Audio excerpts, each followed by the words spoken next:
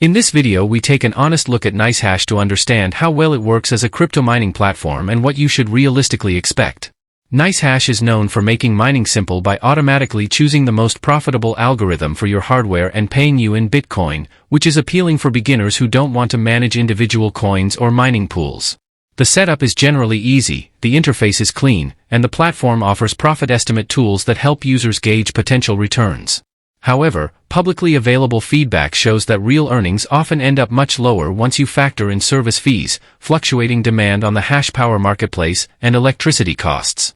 Many small-scale miners report that profitability can drop significantly over time, making it hard to break even unless you have efficient hardware and low power rates.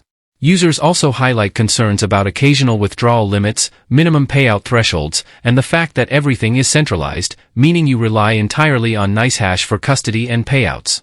Additionally, market volatility affects returns since payouts come in Bitcoin, which can lose or gain value quickly.